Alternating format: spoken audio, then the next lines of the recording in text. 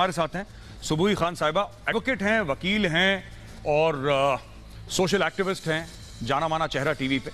सुबुई जी, मैं सुन पा रही हूँ। जी, मेरा आपसे सवाल है कि फखर यूसुफजई साहब ने यह बोला है कि साहब देखिए, उन्होंने बड़े सरकास्टिकली बोला जो बोला, लेकिन एंड में फखर यूसुफजई साहब ने यह बोल दिया कि साहब आप लोग डिजर्व ही नहीं करते किसी की हेल्प। आप लोगों को जो करना है करो, अपने आप को बड़ा तीसमार खान समझते हो समझो, हमारी गलती हो गई कि हमने आपको हेल्प ऑफर करी। मेरा यह कहना है सुबुई जी कि नेगेटिव कॉनोटेशन है पूरा का पूरा जो इमरान खान ने ट्वीट भेजा है, क्योंकि हम पास्ट भी देखते हैं इंसान का, राइट? हम पास्ट के ट्वीट्स देखते हैं और जो उन्होंने रिपोर्ट कोट करी है पाकिस्तानी न्यूज़पेपर की, उसमें उन्होंने क्या जहर उगलाया है, इसके बारे में आप क्या कहती हैं सुबुई जी? जी जी गौरव जी, मैं पहले भी आपके शो में कहावत बोल चुकी हूँ, आज बिल्कुल एप्ट है इस सब्जेक्ट पे, तो दोबारा बोलना चाहूंगी कि अफ्रीकन प्रोवर्ब है कि be very careful when a naked person offers you a shirt.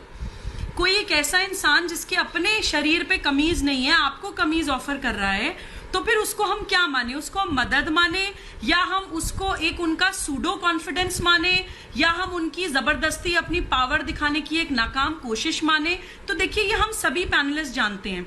आंकड़ों की बात अगर हम करें तो पाकिस्तानी वो आंकड़े देते हुए तो अच्छे लगते हैं कि कितने बम फूटे, कितने मंदिर और मस्जिद विध्वंस करे, कितने आतंकी हमले हुए, कितने धर्म परिवर्तन हुए, ये आंकड़े करें तो समझ भी आता है। बात करते हैं हमें नॉलेज शेयरिंग की, या बात करते हैं हमें पैसा ट्रांसफर सिखाने की, तो देखिए आपने तो बता ही चुकी हैं कि $86 बिलियन कर्ज जिस कंट्री पे, और कर्ज का ब्याज देने के लिए जिनको कर्ज लेना पड़ रहा हो, वो अगर इस तरह की बात करते हैं तो हंसी आती है। ये कॉन्फिडेंस नहीं है गौरव जी, ये सूडो कॉन्फिडेंस है, ये एक्चुअली एहसास कमतरी है। ये कब आता है? ये तब आता है कि जब आप किसी एक इनकेपेबल आदमी को एक ऐसी पोजीशन पे पहुंचा देते हैं जो संभालने के लिए वो लायक नहीं है, जिसको हमारे यहाँ बोलते हैं जिसका काम उसी को साजे और करे तो डंका बाजे।